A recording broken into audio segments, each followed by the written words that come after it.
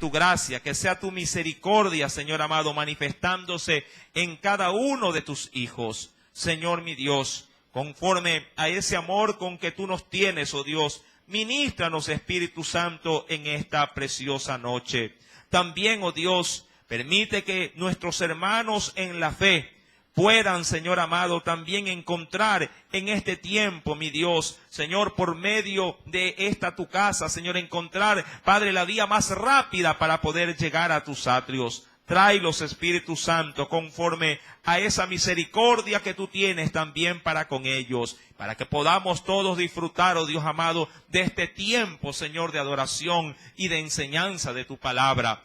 Conforme a nuestras necesidades, Espíritu Santo, Señor amado, ministra nuestras vidas. Te lo imploro, mi Dios, en el dulce nombre de Cristo Jesús. Y te doy al mismo tiempo gracias, mi Señor, en el nombre de Jesucristo. Amén y amén. Bien, mis santos hermanos, Evangelio según San Marcos, capítulo número 12, verso número 28, dice la Escritura: acercándose uno de los escribas que los había oído disputar o discutir y sabía que les había respondido bien, le preguntó, diciéndole: ¿cuál es el primer mandamiento de todos? Ahora, para poder entender en esta porción bíblica, mi querido hermano, es menester hacer un breve recordatorio de la enseñanza del domingo anterior. Usted recuerda la predicación del domingo anterior. ¿Cuál era el punto central de esa enseñanza? Jesús o a quién había confrontado Jesús. ¿A quiénes? A los saduceos. ¿Se recuerda usted acerca de estos hombres que eran denominados o conocidos como también los antecesores como los hijos de Sadot? ¿Qué significaba el término Sadot? En sí mismo, ¿se recuerda también? Era justo o recto, Toda persona que venía descendiente del sacerdote Sadoc significaba justo o rectitud también. Personas de ahí, mi amado hermano, que se prendían, diríamos, de esa religión, por así decirlo, o esa denominación, identificándose con la rectitud, del cumplimiento de la ley. Pero las creencias de ellos, recuerden, no se concentraban en todo el Antiguo Testamento. ¿Qué tomaban ellos como base para poder ejercer su doctrina? Solamente, ¿quién? El Pentateuco, los 5 primeros libros de la ley. Mi amado hermano, a ellos se valieron de una pregunta, en todo caso, con respecto a la resurrección. Y tentaron a Jesús haciendo prácticamente una burla con una pregunta un poquito descabellada. En función, usted recordará, de que si un hombre tomaba a una mujer por esposa y luego si éste llegara a morir, ella quedaba expuesta para que el hermano del finadito pueda tomarla, y si éste moría, pues le sucedía a todos los hermanos. Y la pregunta de ellos estaba basada en que si llegaba la muerte a todos allá en el cielo o en el paraíso, ¿de quién habría de ser realmente la esposa, de esta mujer que había pasado por las manos de todos los hermanos, en cuanto a la carne? Mi amado hermano, Jesús obviamente tomó la pregunta, pero fue sabio al responder y dejó prácticamente callado, a todos los saduceos, haciendo notorio que allá en el cielo la gente ni se casará ni se dará en casamiento. Y seguidamente también el Señor les dijo que ellos erraban en la interpretación de la Escritura y erraban también minimizando el poder ¿de quién? De Dios, porque Dios es Dios ¿de qué? De vivos y no de muertos. Eso en función de la resurrección. Ahora, esta respuesta agradó muchísimo a los otros partidarios, en este caso de la religión judía. ¿Quiénes? Los fariseos. Los fariseos afirman que sí hay resurrección, afirman que sí hay ángeles, es decir, que ellos estaban más apegados a la doctrina, en este caso, de Israel.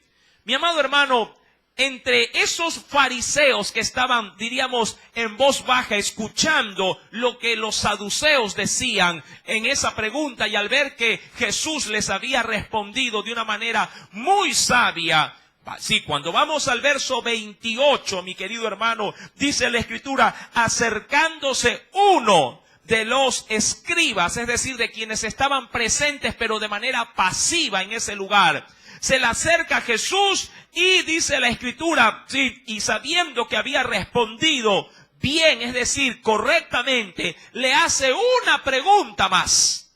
Recuerde que Jesús no estaba solo. Ahí también quienes se encontraban.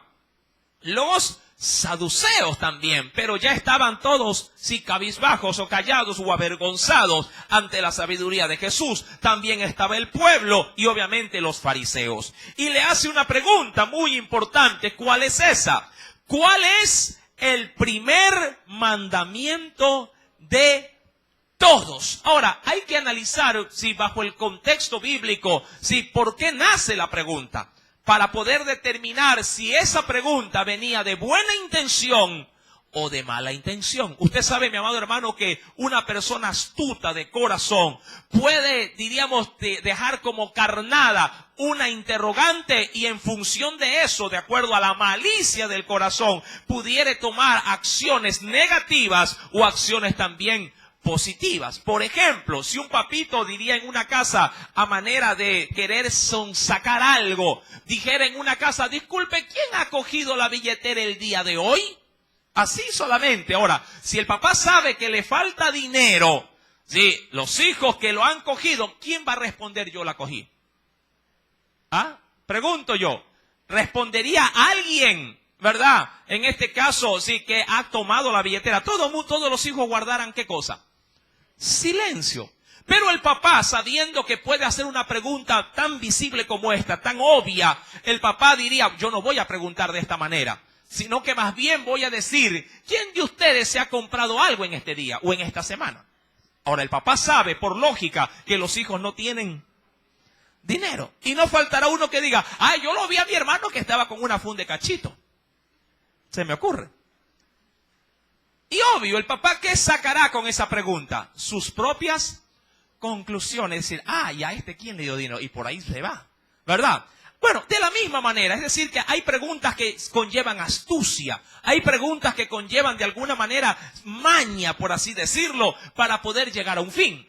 Ahora, en este caso, cuando vamos a Marcos capítulo número 12, la Biblia solamente se limita a decir que un escriba, al escuchar que Jesús había respondido muy bien, ¿a quiénes? A los saduceos, le formula una pregunta a Jesús diciéndole, ¿cuál es el primer o cuál es, diríamos así, el mandamiento más importante de la Biblia? Ojo, la pregunta ¿es válida? Bueno, por supuesto que sí. ¿Quién no quisiera establecer en la Biblia, en orden, por así decirlo, sí, la jerarquía de los mandamientos? Ahora, la intención con que se lanza la pregunta era lo que había que, en este caso, analizar. ¿Lo hizo este escriba de buena o de mala intención? Lo hizo queriendo a la verdad enterarse cuál era el gran mandamiento de la Biblia, o quería simplemente poner una cáscara, como se suele decir, para que Jesús volviera y resbalara, sabiendo que de alguna manera había salido bien librado de los saduceos y ahora, sí, en un descuido querer coger nuevamente, sí, a través de una pregunta de doble sentido, sí, querer coger una falla en Jesús. Para poder enterarnos realmente cuál es la figura de este escriba, es necesario ir al Evangelio según San Mateo. De ahí que la Biblia lleva y guarda correlación en un pasaje juntamente con otro pasaje. Cada evangelista tuvo su propia manera de ver los sucesos. Evangelio según San Mateo, capítulo número 22. Acompáñeme, por favor.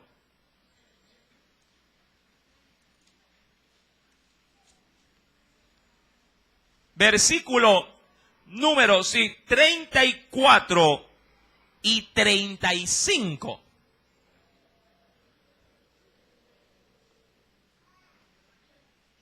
Esto es lo que se consideraría como el contexto del versículo que ya leímos, ¿verdad?, en el otro evangelio.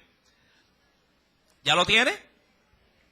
Mateo capítulo 22, verso 34 y 35. ¿Ya lo encontró? Ahora, leamos. ¿Qué dice el texto?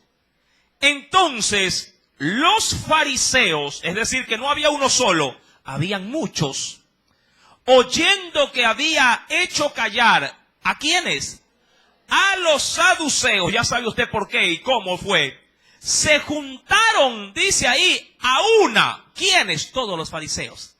Diría cualquiera que se hicieron un grupo. Verso número 35. Y uno de ellos, intérprete. Ojo, aquí viene algo adicional. ¿Qué cosa era este fariseo?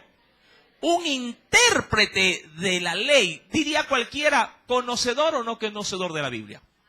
Era más que conocedor de la escritura, era intérprete, es decir, él tenía la labor de tomar los escritos, sí, bíblicos, mi amado hermano, y traspasarlos en el idioma, del idioma hebreo al idioma común del pueblo, que era el idioma prácticamente caldeo.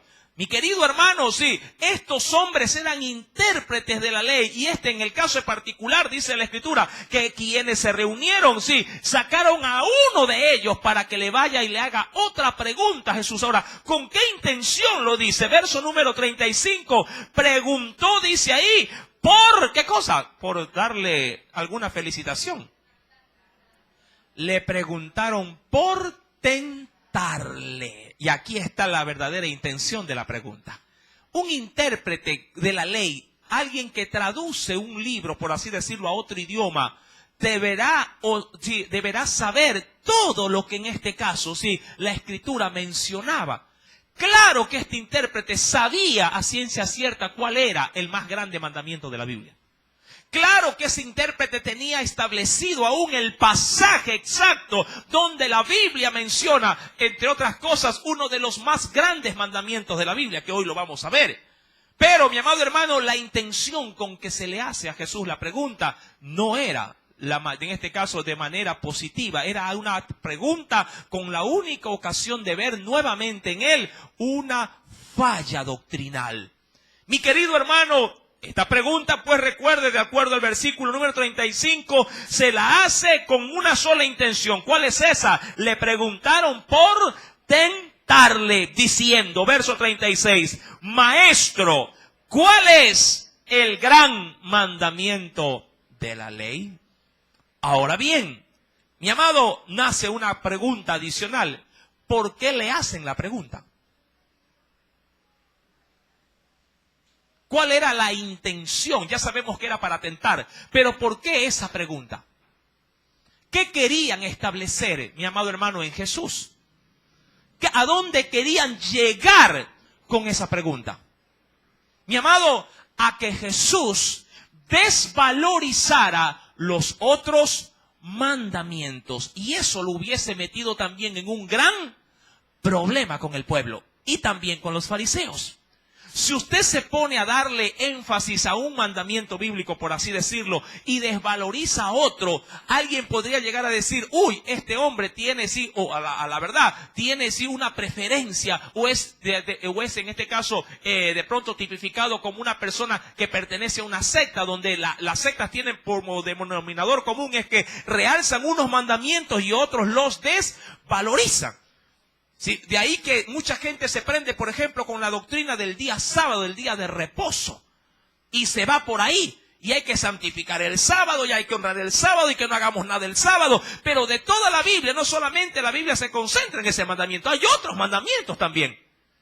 Pero si alguien solamente toma uno de ellos para darle énfasis y desvaloriza a los demás, cae justamente en este problema, mi amado hermano, de ser sectarista. Mi querido hermano, a Jesús se le hace esta pregunta para poder ver si él tiene, bíblicamente hablando, alguna preferencia o algún idealismo teológico. Y eso también, si Jesús no respondía con sabiduría, podía llevarle también a ocasionar un problema teológico para con el pueblo. Mucha gente también pudiera llegar a su vida, a usted, mi querido hermano y hermana, y hacerle preguntas a manera de tentación. Mucha gente, ¿acaso no se ha acercado a usted y le ha mencionado de alguna manera, mandamientos específicos de la palabra? Haciendo notorio de que usted le dé una respuesta, pero comprometedora ¿a quién de ustedes no se le ha preguntado, oiga, Jesús no tomó vino, ¿por qué usted no toma? ¿O por qué Dios me lo prohíbe a mí si Él tomó vino? Dígame. Y usted a veces se ve así como en la espada y la pared. ¿Y qué le respondo? Claro, tendrá esa divergencia, tendrá ese contratiempo si usted no conoce la Escritura. Pero si usted está lleno del conocimiento de Dios, no tendrá que hacerse un 8 para poder darle una respuesta certera, una respuesta bajo la convicción de la Biblia. Ahora, ya llegaremos, hoy no va a ser ese tema, ya llegaremos a eso, sí, cuando determinemos por medio de la Escritura esa enseñanza. Pero lo que quiero darle a entender es que en la Biblia, mi amado hermano, está la respuesta a la duda de todos los hombres. Amén. Muchos también le pueden llegar a decir, hermano, sí, fumar no es pecado, porque la Biblia no lo dice. Y otro creyente podría rascarse la cabeza, ¿y qué le respondo? Y es verdad, la Biblia dice no fumarás. No lo dice. Mi querido hermano, y son preguntas como esta, a manera de tentación, de provocación, que usted encontrará así por doquier en su caminar cristiano. La pregunta es, ¿usted está preparado para responderlas? Siempre habrá gente que busque, si por medio aún de la propia Biblia, lanzar dardos. ¿Para qué? Para tentarle. Para dejar en poco o empobrecido el verdadero y santo evangelio de Cristo. ¿Sí me está entendiendo? Y usted tiene la obligación de dar una respuesta acertada. ¿Por qué? Porque usted tiene, mi amado hermano, ante sus propios ojos, la verdad escrita de Dios. De ahí la responsabilidad de conocer ese libro. De ahí la responsabilidad de discernir y entender la Escritura. Y eso demandará de su vida tiempo y esfuerzo. Amén. Mucha gente, mi amado hermano, carece de un verdadero espíritu investigativo de la doctrina de la palabra. Solamente se conforma con abrir la Biblia aquí, en el culto. Llega a la casa, la cierra y terminó hasta el otro culto. Usted le dedica tiempo a la lectura bíblica. Usted le dedica énfasis a discernir la Biblia. Si bien es cierto, mi amado hermano, yo entiendo de manera ya natural que la Escritura necesita ser explicada, pero también entiendo que mi Dios me ha provisto de su Espíritu y yo en oración puedo encontrar su dirección para asimilar las enseñanzas de la palabra. Mi amado hermano, Jesús es nuevamente confrontado. Y si retomamos nuevamente, por favor, Marcos capítulo 12, que ha sido nuestro texto inicial. Recibe pues, y ya sabemos ahora de manera complementaria por el Evangelio de Mateo, sabemos que este escriba que se acerca a Jesús no lo hace con las mejores intenciones. ¿Para qué se acercó a Jesús? Para tentarle. Es decir, para encontrar en su respuesta fallas. De pronto el fariseo reunido, recuerde que se reunió un grupo y de ese grupo salió uno, llevando todo el veneno, llevando de alguna manera toda la ponzoña, en este caso la trampa para ver si Jesús habría de caer. Si salió bien librado de los saduceos, dirían ellos, veamos si con nosotros que compartimos cierta ideología cristiana, cierta ideología teológica, veamos si nosotros también le podemos hacer caer. Y a veces ese problema, mi amado hermano, se puede ver a leguas entre los propios cristianos evangélicos. Entre creyentes a veces nos tiramos las cascaritas para hacernos caer. Pensamos que como nos congregamos en una iglesia, nosotros sabemos más que la otra iglesia. Que como nosotros pertenecemos a una denominación, somos los más perfectos y queremos verle falla a la otra denominación. Pregunto, ¿acaso el Señor nos llamó para eso? Para ver fallas entre denominaciones. Queremos ver fallas entre los bautistas y los bautistas quieren ver fallas a los pentecostales. Los pentecostales quieren ver fallas en los aliancistas quieren ver fallas de pronto, aún en los bautistas. Y es una lucha de doctrina. Y a la larga, en vez de ver tanta falla, deberíamos de ver a Cristo, el que no falló jamás. Y ser más unidos, doctrinalmente. Bien dice la Biblia que nosotros debemos perseverar, mi amado hermano, y unánimes en un solo espíritu, una sola fe, un solo bautismo. La doctrina es una sola. El hombre es que le da diversas interpretaciones. El Espíritu tiene una sola interpretación. Amén. Mi querido hermano, Jesús, confrontado por este hombre, él le dice una pregunta. ¿Cuál es el primer mandamiento de todos? Pero se lo preguntó para que Jesús estableciera una jerarquía, como que si un mandamiento, sí, en este caso es el más destacado y los otros son empobrecidos. Bueno, veamos cómo responde o cómo sale Jesús de este aprieto. Verso número 29. Jesús le respondió, el primer mandamiento, ojo, me imagino que hasta ahí el escriba, ¿qué dijo en su corazón? Perfecto, lo puse donde yo lo quería tener. Sí, me ha respondido hasta esta parte conforme a mi pregunta de manera exacta. Yo quería que él me diga esto.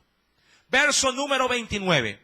El primer mandamiento de todos es: oye, Israel, el Señor nuestro Dios, el Señor, uno es. Verso 30.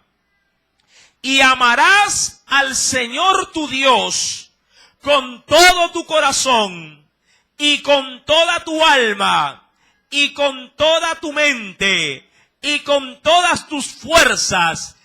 Este es el principal mandamiento. El escriba debió haber dicho exacto. La respuesta es válida, pero Jesús ha caído en la trampa. Ha puesto de entre toda la ley a uno solo por encima de todos los demás. Ahora, ¿Jesús se equivocó al dar la respuesta? No. Dio una respuesta bíblica fidedigna. De hecho, tenía sustento bíblico. Deuteronomio, acompáñeme por favor al 5º libro de la Biblia. Deuteronomio.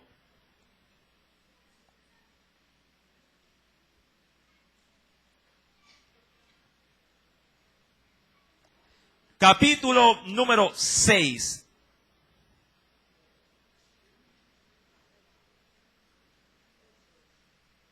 Deuteronomio, capítulo número 6.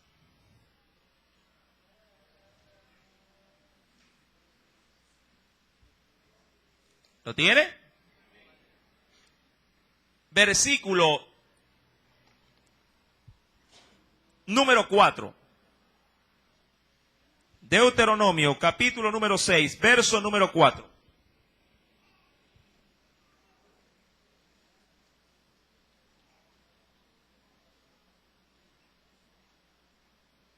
Dice el Señor: oye Israel, Jehová nuestro Dios, Jehová uno es, y amarás a Jehová tu Dios de todo tu corazón y de toda tu alma y con todas tus fuerzas. Amén. Ahora, dentro de este pasaje, mi querido hermano, realza obviamente la ordenanza para el pueblo. Primeramente haciendo alusión para el pueblo de que no hay otro Dios sino uno solo. ¿Quién? Jehová. Sí, o como lo conocen de pronto en las Biblias un poquito más ortodoxas, Yahvé, que es lo mismo. Mi amado hermano, Jehová, nuestro Dios, dice ahí, uno es. Y como Él es único, solamente Él es el único también merecedor de toda nuestra atención. En el texto o en el mandamiento dice la palabra: amarás a Jehová tu Dios de todo tu corazón y de toda tu alma y con todas tus fuerzas. Eso hablando prácticamente al ser. ¿Y qué implicaba amar a Dios? Dice la Escritura, primeramente con todo nuestro corazón. Eso implica, mi amado hermano, con todos nuestros sentimientos, que es donde se podría llegar a decir que se fundamenta nuestra sustancia. Todos nuestros sentimientos, todas nuestras emociones deben de ser dadas ¿a quién? A nuestro Señor. Allá debemos de ver con nuestro corazón. Seguidamente dice con toda nuestra alma. Sí, que no es otra cosa más que que nuestros deseos. Tu deseo, sí, debe de ser tu Dios. Tu anhelo, tu suspirar debe de ser el Señor. Y seguidamente también dice el Señor con todas tus fuerzas, que esa es el área de la voluntad. Nuestra voluntad, sí, nuestras fuerzas también deben de ser enfocadas también a nuestro Dios. Mi amado hermano, mas sin embargo, si bien es cierto la respuesta era bíblica y obviamente era acertada, Jesús, sabiendo que la pregunta no era para exaltar el primer mandamiento, sino para minimizar o empobrecer su doctrina, Jesús da una seguida respuesta, la cual en Marcos capítulo, si me acompaña por favor, Marcos capítulo 12, verso 31, declara: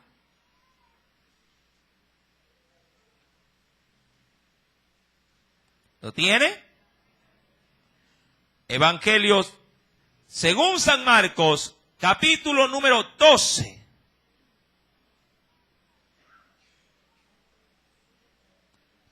Versículo número 31. Y el segundo. Pregunto a Jesús, ¿qué le preguntaron? Solamente, ¿por qué mandamiento le preguntaron?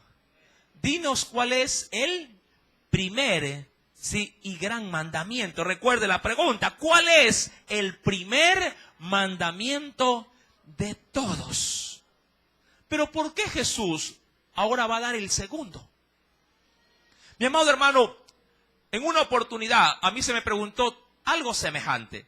¿Sí? ¿Cuál es, en importancia, decían él, sí, lo más importante para Dios? ¿Sí?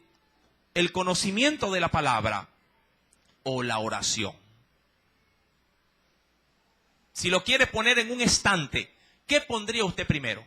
¿La palabra o la oración? Pregunto.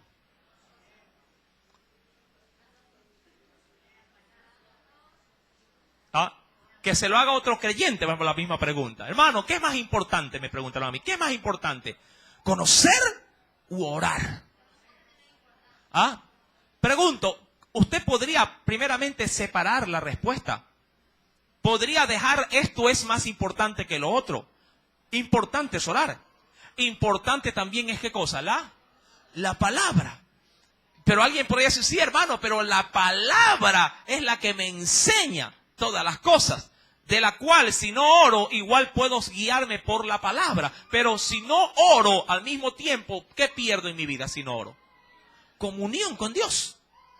Mi amado hermano, vendría a ser la respuesta prácticamente igualitaria en importancia. Tan importante es orar como tan importante es leer o conocer la Escritura. No las puedo llegar a ¿qué cosa? A desprender. Es como que yo le diga a usted, hermano, ¿qué es más importante si hablo terrenalmente? Sí, ¿la vista o la lengua?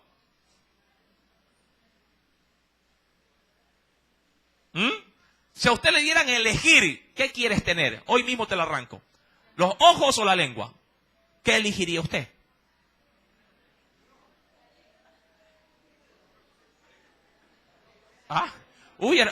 Bueno, a los que les gusta moverla sin hueso. Oye, hermano, prefiero estar ciego, pero que pararme de hablar, no.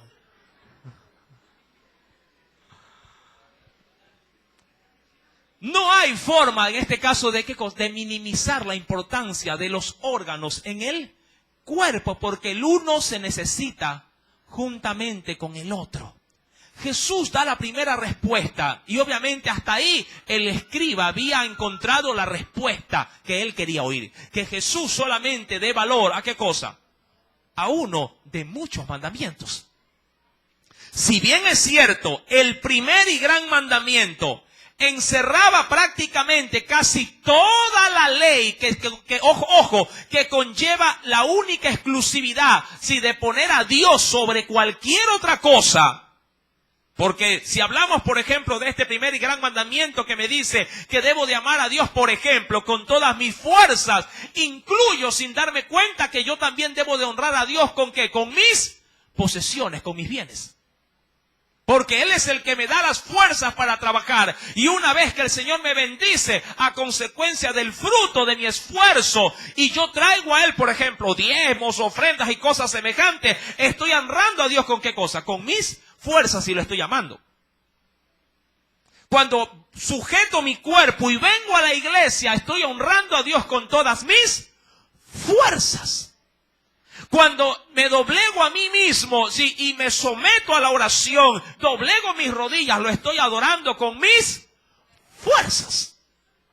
Y con eso estoy matando, diríamos así, en buena ley, sin muchos mandamientos que me piden estas cosas. ¿La Biblia me pide o no me pide que ore?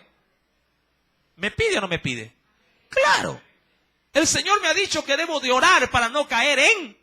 Y cuando me pide orar, ¿a dónde me está hablando? A que mi fuerza, mi carne sea doblegada y sujetada a la oración. En este caso, a la parte externa.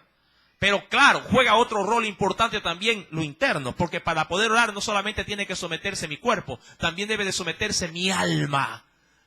Porque si no involucro mi alma, es decir, si no hago dentro de mi ser un quebrantamiento, diríamos así, un llanto, un gemir, involucrando sentimientos, emociones en ese momento donde ya mi carne ha sido doblegada a que sus rodillas, en este caso, se inclinen. Mi amado hermano, también si no involucro mi parte interna, mi amado, no estaría honrando a Dios también con toda mi alma. ¿Sí me está entendiendo? Este mandamiento encierra muchos otros mandamientos, pero todo eso solamente está, diríamos, relacionado con el supremo ser, que es Dios. Pero el Señor Jesús no minimiza otro segundo gran mandamiento, el cual se los hace saber al pueblo. Porque los escribas, ojo, tenían, mi querido hermano, preferencia por su Dios, pero menospreciaban al prójimo. Tenían exclusividad a la hora de ser cultuales, a la hora de tener en este caso, una vida de tradiciones religiosas, pero menospreciaban a lo que Dios había creado, sí, a su compañero.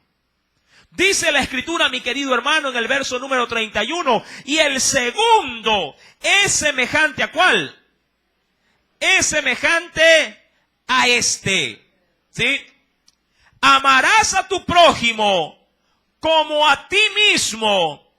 No hay otro mandamiento también, mire, le da la misma categoría, mayor que, no, ya no dice que que estos. Tanto valor tiene amar a Dios, claro, tiene un orden, primero, como amar a lo que Dios ha creado, que en este caso es a tu prójimo. Jesús estaba de alguna manera invalidando la ley. No, la ley también lo tipificaba así. ¿Dónde? Venga por favor al libro de Levíticos. En el capítulo número 19. Vayamos por favor al tercer libro de la Biblia.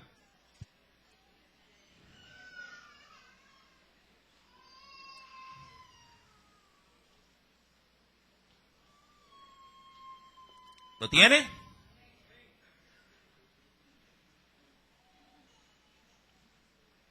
Versículo número 18.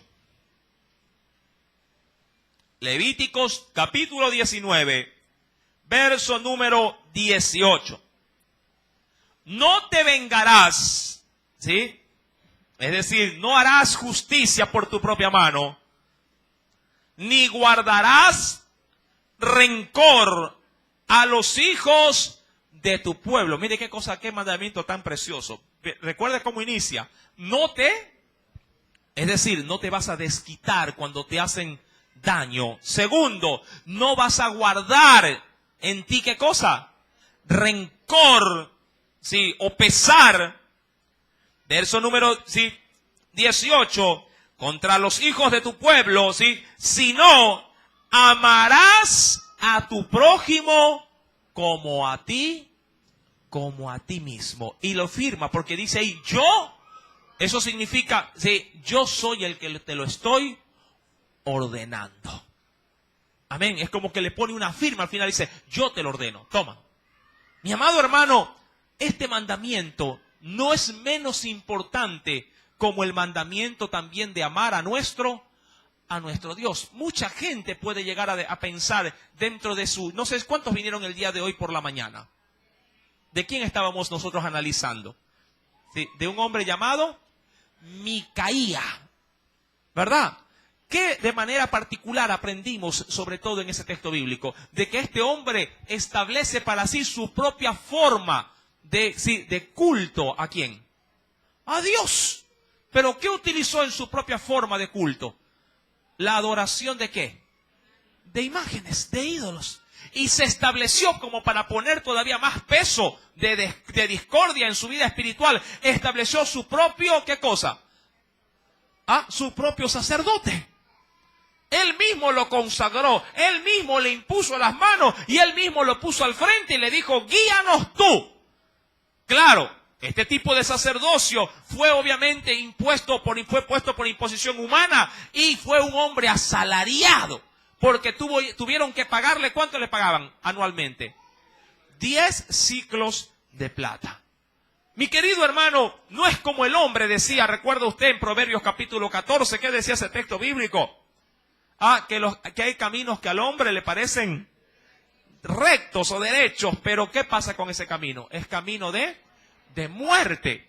No podemos establecer nuestra propia forma, tampoco, de orden para poder adorar a Dios o vivir nuestra vida cristiana. Si tú dices que amas a Dios y aborreces a tu prójimo, estás pecando.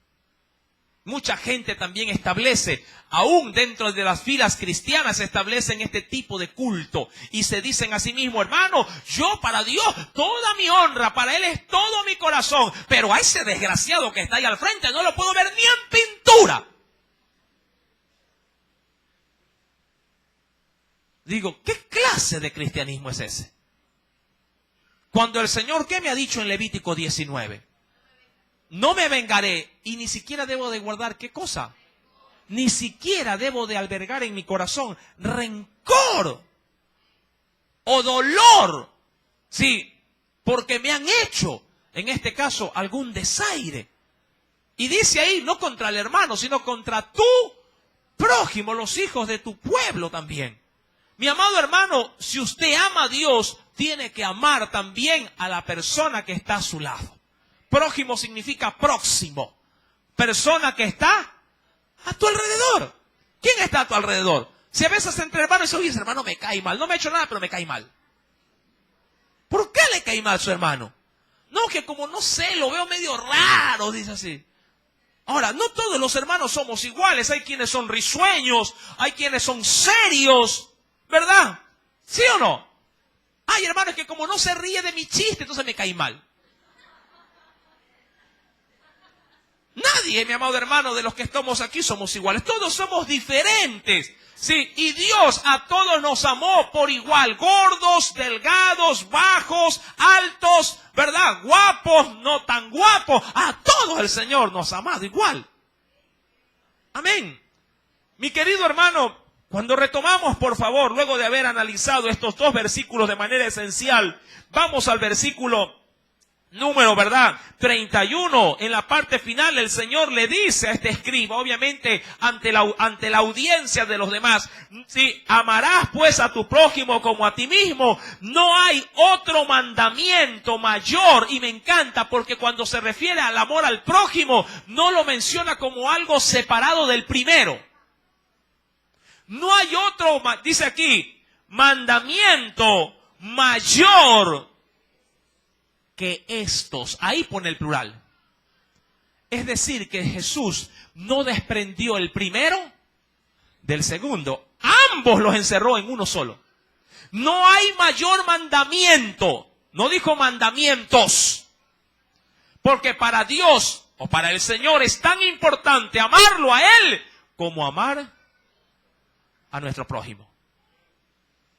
Amén. Si el Señor hubiese mencionado en su palabra, ámenme solo a mí y con los demás no interesa. Suso, qué peligro.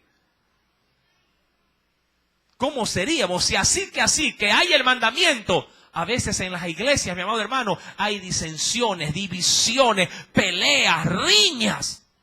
Imagínese, teniendo el mandamiento, imagínese si no lo tuviéramos. Mi querido hermano, el Señor respondiendo, pues le dice, no hay otro mandamiento mayor que estos. Verso 32, ¿cómo reacciona el escriba?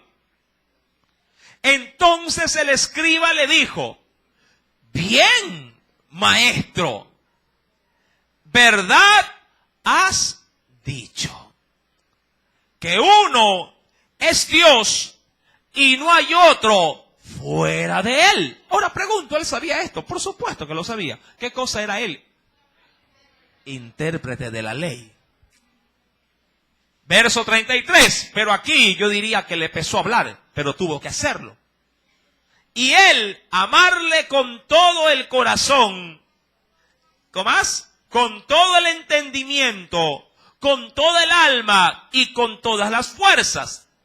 Y amar al prójimo como a uno mismo. Mire, claro que conocía el mandamiento. Fue más allá, es más que todos los holocaustos y sacrificios.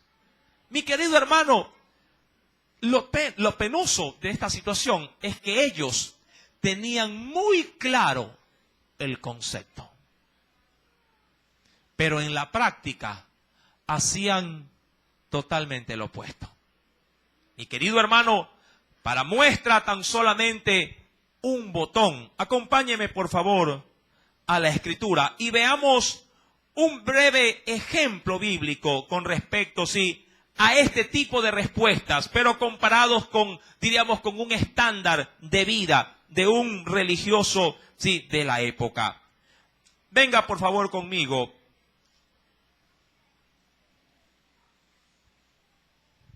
en el Evangelio según San Mateo.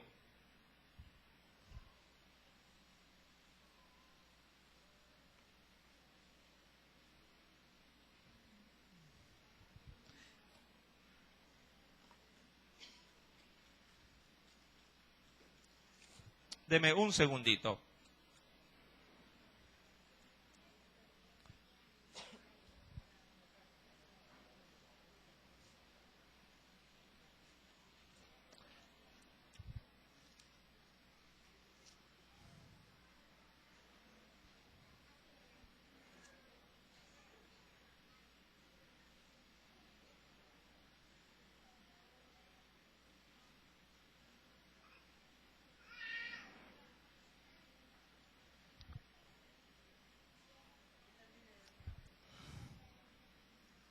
Perdón, un segundito, deme.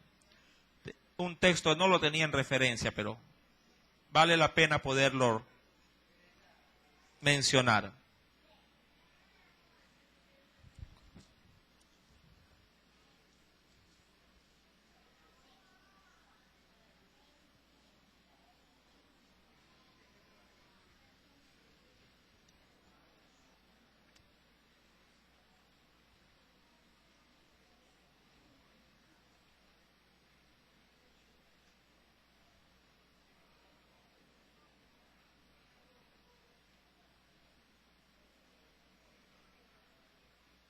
En el capítulo 23.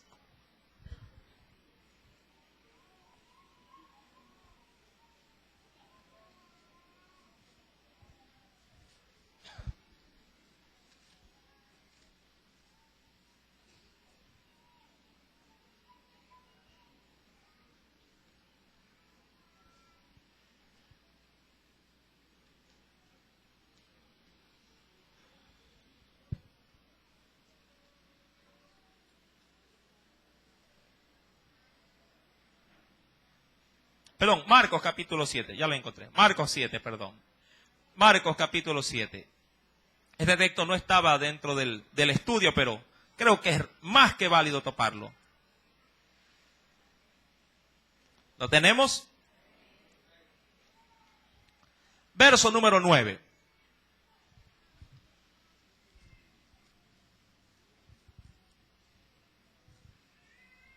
Verso número 9. Dice el Señor, les decía, hablando de Jesús, sí, con aquellos religiosos, escribas por cierto, les decía también, bien, invalidáis, ojo, invalidáis, ¿qué cosa? El mandamiento de Dios para guardar vuestra tradición. ¿En qué sentido lo invalidaban o lo dejaban sin valor? Verso número 10. Porque Moisés dijo, honra a tu padre y a tu madre. ¿Sí? Y el que maldiga al padre o a la madre, muera irremisiblemente. Verso número 11. Léalo, por favor.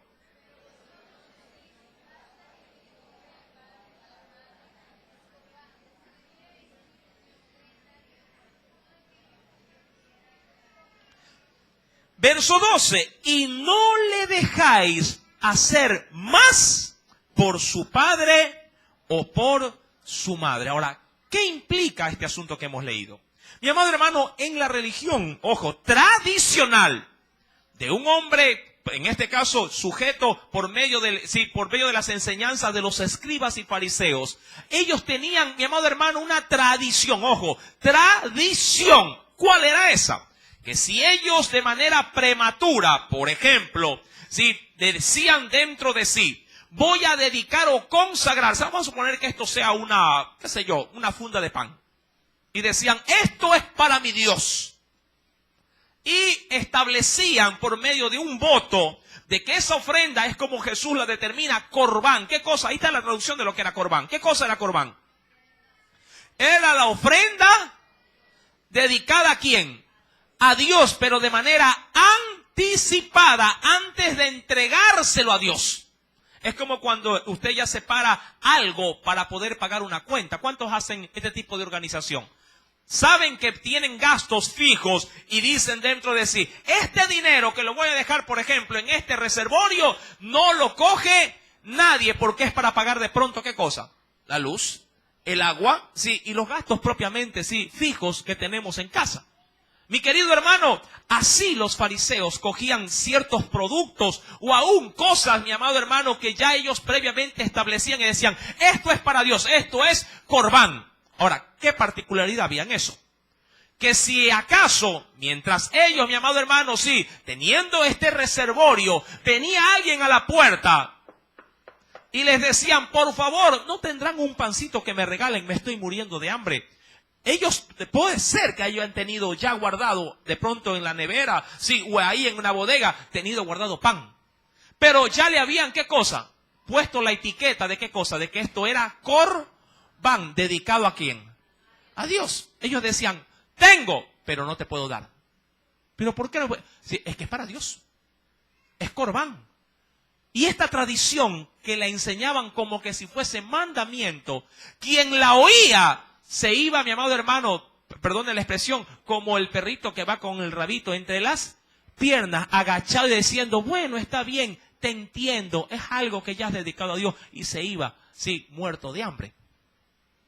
El problema de este tipo de votos humanos es que también se lo aplicaban, ¿sabe con quién? ¿Qué dice la Biblia? ¿Con quién? ¿A quién le daban esta aplicación también? A su propio padre y su propia madre. Pregunto, ¿qué madre o qué padre cuando cría a sus hijos y hay necesidades no se saca aún el pan de la boca? ¿Y qué hace él? ¿Se lo da a quién? A su hijo. Usted podría decir en algún momento, este pan es para Dios, y al ver a su hijo que no ha comido, no ha desayunado, decirle, mijito, pero no te lo puedo dar. Míralo nada más, pero no te lo doy. ¿Es para Dios? ¿Acaso no dirá en su corazón, Señor, perdóname, pero ayúdame a qué cosa? A poderle dar el sostenimiento a mi hijo y después yo te voy a dar, sí, hasta el doble si fuera posible.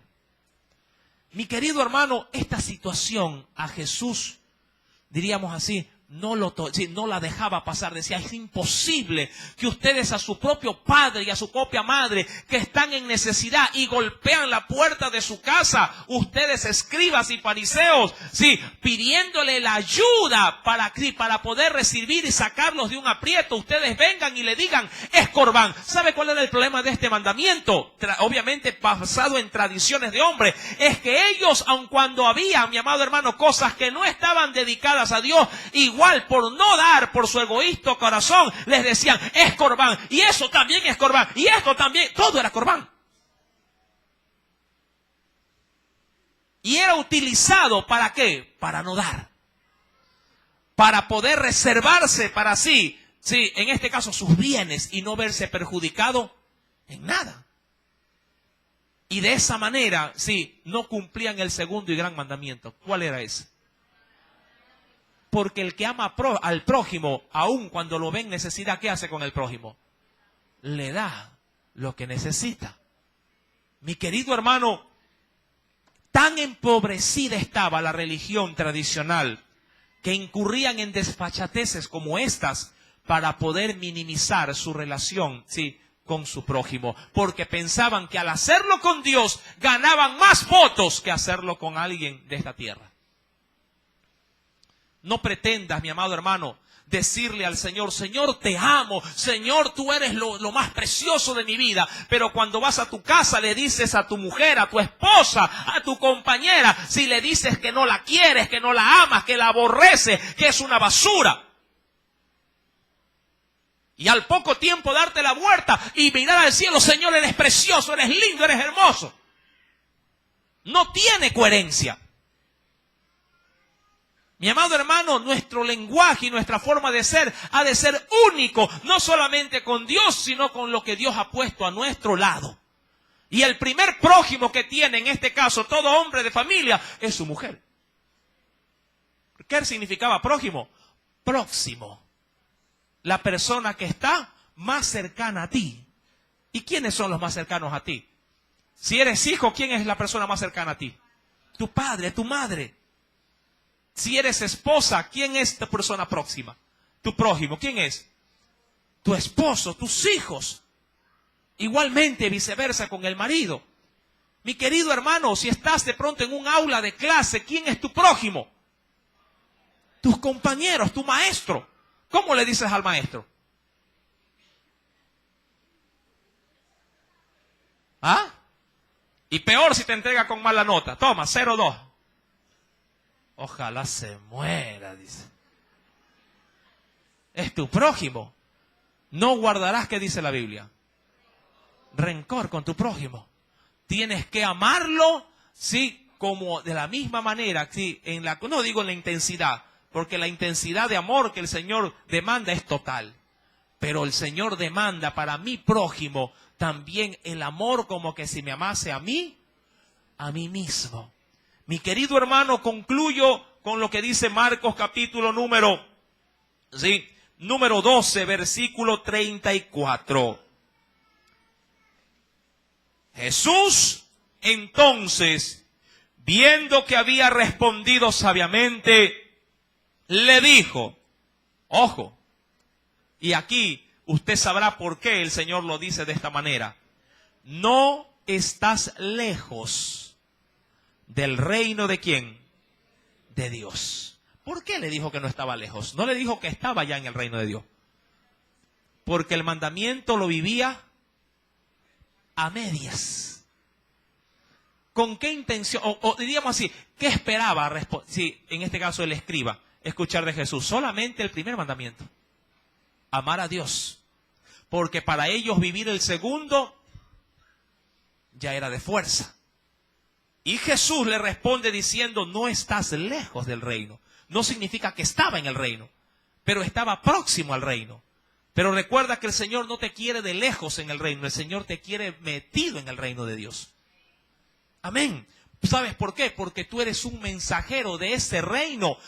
Y le transmites a los hombres que no conocen, le transmites con tu forma de vivir, que amas a Dios y que lo amas a Él también. Y porque lo amas es que lo sales a buscar. ¿Cuántos salen a buscar a su prójimo? A ver. vale hacer otra vez la pregunta. ¿Cuántos salen a buscar a su prójimo?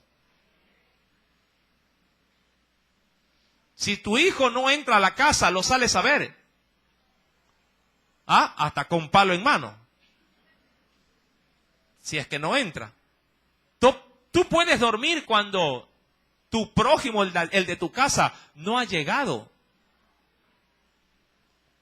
Mi amado hermano, he ahí la responsabilidad y el mandamiento que en esta noche nos confronta. Tú podrías dejar de dormir un día sin acostarte, mi amado hermano, si antes de acostarte primero no haber tenido una comunicación, confidente con tu Dios. ¿Verdad que así lo haces? ¿Cuántos lo hacen así? Amén. De la misma manera, debes de tener amor por las almas, porque el que ama al prójimo sale a predicar. ¿Verdad que es así? El que ama al prójimo sale a buscarlo. ¿Para qué? Para darle a conocer el mensaje de Cristo. Mi querido hermano, el Señor pues termina diciendo, si viendo que él había respondido sabiamente, le dijo, no estás lejos del reino de Dios, y ya ninguno osaba. ¿Por qué? Porque a Jesús no se le podía encontrar falla alguna, ni en su forma de vivir, ni en su forma de enseñar. El Señor fue siempre recto y cabal en todo, así como el Señor anhela que nosotros también lo seamos. Bien, Dios le dijo a Abraham, sí, ve delante de mí y sé perfecto. Sí, no lo somos, pero debemos buscar la perfección en Cristo Jesús. Que el Señor añada mucha bendición a su palabra. Oremos. Padre, en el nombre de Cristo Jesús, agradecido nuevamente estamos, siendo, oh Dios, tu palabra lumbrera a mi camino.